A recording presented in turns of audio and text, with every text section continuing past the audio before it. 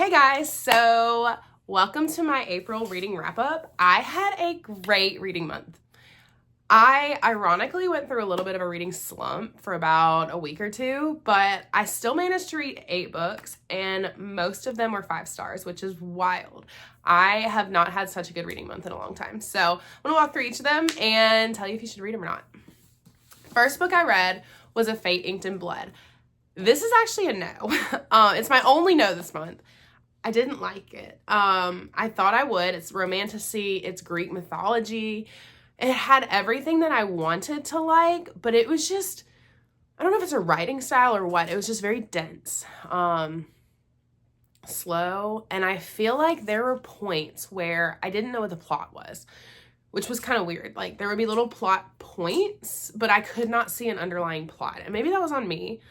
I just could not. I just couldn't figure it out. I don't know if it was scattered or what. Just not my favorite. I could see why someone would like it, but we read it for our book club here, our physical book club, and only one of us liked it. So I'm going to say no. I'm a little shocked because I know a lot of people really love this book because it was really high up like on Book Talk for a long time, but it's just wasn't my favorite. Trial of the Sun Queen. Oh my gosh. I loved this. It was so easy to read. I flew through it. The writing style was just simple, which I really like if I'm just trying to like brainlessly read. This was our book club book for April and all of us loved it. I didn't see any negativity really in our Fable book club except for like one person. So fantastic read. If you're not even super into fantasy, this is a really great place to start because it's not overly fantasy. It's more games and trials with a little bit of fae. So there might be more later in the books, other books. I haven't read the other books yet, but amazing. If you liked it, go check out our episode that drops next week because we really liked it. So great book. By Invitation Only by Dorothea Benton Frank. This was a TBR pull for me from my jar, and I got this at a Christmas party a couple years ago, so it's been sitting on my shelf. I read one of her other books, Folly Beach, didn't love it. This one was cute. She's definitely geared towards an older audience, but this felt like a beachy read that was a little bit deeper than your typical beachy read. It's about a girl who is from Chicago marrying this Southern Belle boy, and it's the feud essentially that takes place between their very different families. I liked it. I listened to it and I enjoyed it. It kept my attention and I liked it better than her other books. So if you're into those kind of books, I think you'd really like it. So that's why I say maybe on this one because I don't think everyone would enjoy it, but it was good. Fearless. I don't know what to say about this book. Actually, I do because we did a podcast on this. So if you want my full opinions on this book, check out our podcast. But I was disappointed. I'm not going to give spoilers away. If you want spoilers because you've read it, go to the podcast because they're all on there. I'm going to leave this spoiler free.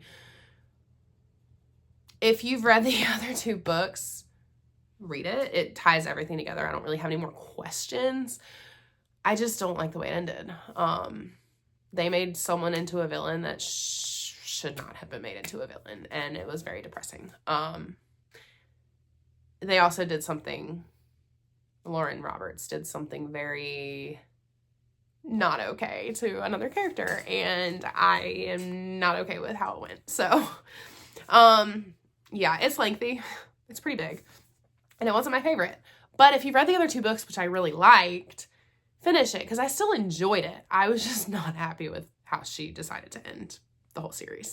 So that's Fearless for you. My most anticipated read of the month. My probably second most anticipated read of the entire year. Wilder.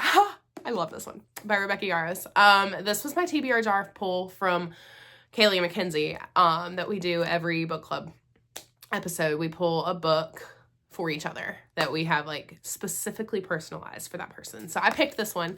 I had bought this a few months ago, just hadn't gotten to it. This was amazing. I loved it. I have been kind of over the whole like same fantasy, same romance type stories because I read all the time. I want something different. This didn't. I was in that little reading slump for a little while, and this got me out of my reading slump. So this is about a cruise ship. So think like Sweet Life on Deck. It was great. So it kind of made it nostalgic. And the MMC is a daredevil. 2 things I've never seen in a book. So it just changed the whole dynamic of the book. Absolutely loved it. Loved everything about it. There's a twist at the end. True Rebecca Yarros style. It is a series, and I cannot wait to finish the series. 5-star read. Possibly my favorite of the whole month, and I've read a lot of good books this month. Practice Makes Perfect by Sarah Adams. This book's really funny because I have had this sitting on my shelf for months. Kaylee let me borrow it months ago and was like, you'd love it. You need to read it. But I realized it was the second book in the series. So I was like, can I read When in Rome first? I read When in Rome like 2 months ago and I didn't like it. So then I was like, do I really want to read this book? Finally was like, I need to give it back to her. So yes, I need to read this book. 5 stars. I loved this one. I loved this one. I loved this one. This is about Annie and Will. Will is your tattooed bodyguard. Annie is the sweet, precious, innocent girl. And they just make it work. And it is so cute. They practice date because she does not think she is a good dater and can't find anyone and wants to have a husband. And he's like, I'll do it. So then they end up falling in love. And so cute. It was so cute. I don't kick my feet ever. And I was laughing in this book. I was kicking my feet. It was adorable. Adorable. If you want a cute, innocent, no spice, precious romance, read this one. I also read Metal Slinger because we are going to be doing an episode on it in May. So I need to get that one read. Kaylee's obsessed. I liked it. It wasn't my favorite. I don't really know why I didn't like it. I liked everything about it. I liked the concept. I liked the twist. I liked everything. It was very different from your normal romance. I just thought it was a little boring. But I would suggest it to people because I feel like I liked it. I will say everyone says the plot twist is like crazy. But I knew there was going to be a crazy plot twist, so I didn't figure 100% of it out, but I figured pieces of it out, so I might have enjoyed it more if I, hadn't figured that out, but it was good. I would suggest it. It just wasn't my favorite of all the books I've ever read, but last I finished the month reading Dinner for Vampires. So I am a One Tree Hill girly. I named my daughter Brooke because I love the show. So when she came out with her memoir, Bethany Joy Lenz, that is, when she came out with her memoir, I was like, I have to read that. But I never got around to it because I don't read those kind of books very much. It came available on my Libby through audiobook, and I was like, oh, perfect, great. Well, let's read it. She was reading it, and she's a great actress, so I was like, that's probably going to be interesting. And she had James Lafferty, which is Nathan Scott, Chad Michael Murray, who is Lucas Scott, and Dan Scott, Paul Johansson, that's his name, reading pieces of it. So it was very nostalgic of One Tree Hill, and I loved it.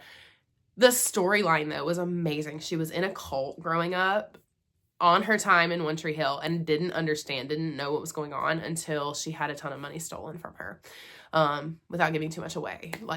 It was crazy. So all of her castmates on One Tree Hill were trying to get her out, and she was like, I'm not in a cult.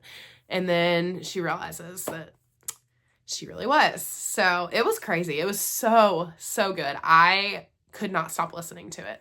So I'm not a memoir person. I'm not a nonfiction person normally. I could not put it down.